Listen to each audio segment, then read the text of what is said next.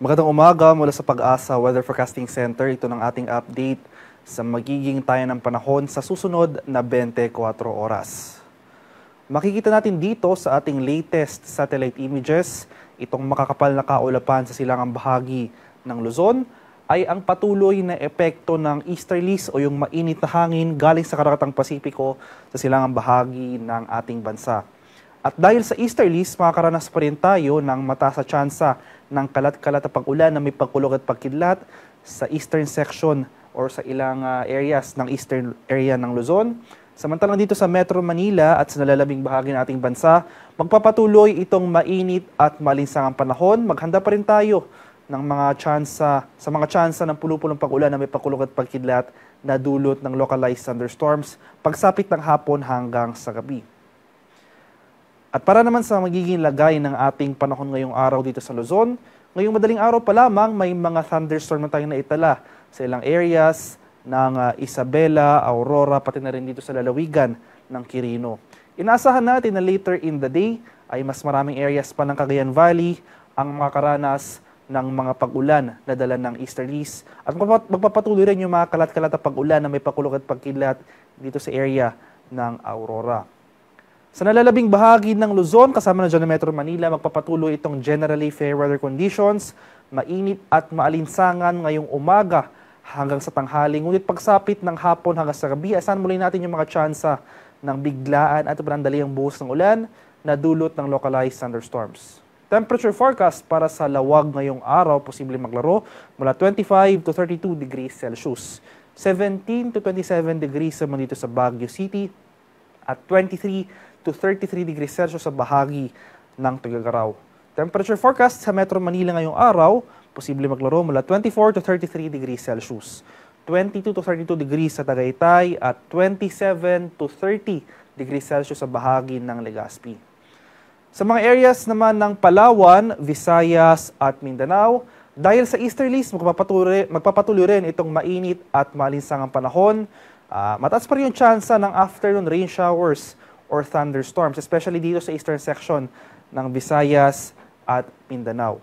Temperature forecast para sa Puerto Princesa ngayong araw, posibleng maglaro mula 27 to 34 degrees Celsius. 27 to 34 degrees rin dito sa Kalayaan Islands at 26 to 33 degrees Celsius sa bahagi ng Iloilo. Temperature forecast para sa Cebu ngayong araw ay mula 28 to 32 degrees Celsius at 26 to 32 degrees naman dito sa Tacloban area. Agwat at temperatura sa Cagayan de Oro, posible maglaro mula 26 to 32 degrees Celsius. 25 to 34 degrees sa Davao at 26 to 35 degrees Celsius sa bahagi ng Zamboanga. At sa kalagayan nating karagatan, sa kasalukuyan, wala pa rin nakataas na gale warning sa anumang baybay na ating kapuluan. Banayad hanggang sa katamtamang pag-alon ating inaasahan sa malaking bahagi ng ating bansa. Ngunit iba yung pag-iingat pa rin sa ating mga kababayan na maglalayag sapagkat kung meron tayong offshore thunderstorm activity, ito yung mga pag-ulan sa ating mga dagat o sa dagat baybayin, asahan natin yung paglakas ng hangin, kaakibat nito ang pagtaas ng ating mga alon. At para naman sa ating 3-day extended weather outlook sa mga piling syudad ng ating bansa, simula bukas, araw ng Biyernes, inaasahan na natin na ang generally improving weather conditions sa malaking bahagi ng Northern Luzon. Magpapatuloy rin itong mainit at maalinsangang panahon for the next 3 days sa malaking bahagi ng Luzon, sa mga areas yan ng Metro Manila, Baguio City at Legazpi City. Temperature forecast sa Metro Manila sa susunod na 3 araw, posibleng maglaro mula 24 to 34 degrees Celsius, 16 to 26 degrees sa Baguio City at 25 to 32 degrees Celsius sa bahagi ng Legazpi City. Mainit at malinsangang panahon pa rin ang ating mararanasan sa malaking bahagi ng Visayas sa susunod na 3 araw sa mga areas yan ng Metro Cebu, Iloilo City at Tacloban City. Maganda pa rin tayo sa mga tsansa ng pulupulong pag-ulan na may pakulog at pagkidlat na dulot ng thunderstorms pagsapit ng hapon hanggang sa gabi.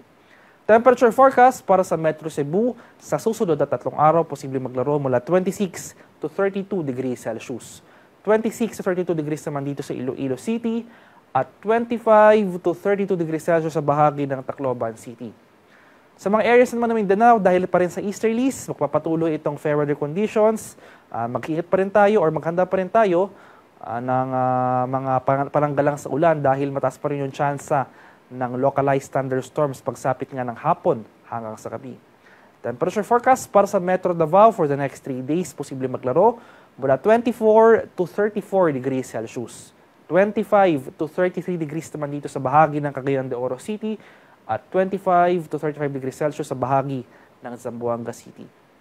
Ang haring araw dito sa Kamaynilaan ay sisikat mamayang 5:55 ng umaga at lulubog naman mamaya sa katapta 6:08 ng hapon. At para sa karagdagang impormasyon tungkol sa ulad panahon, lalong-lalo na sa mga rainfall or thunderstorm advisories na posibleng i-issue ng ating mga Pag-asa Regional Centers sa ating mga lokalidad, ay i-follow kami sa aming social media accounts at DUST_Pag-asa. Mag-subscribe na rin kayo sa aming YouTube channel sa DUST Pag-asa Weather Report at palaging bisitahin ang aming official website sa pag-asa.dust.gov.ph. At yan naman po ang latest mula dito sa Pag-asa Weather Forecasting Center. Magandang umaga sa ating lahat. Ako po si Dan Villamil Lagulat.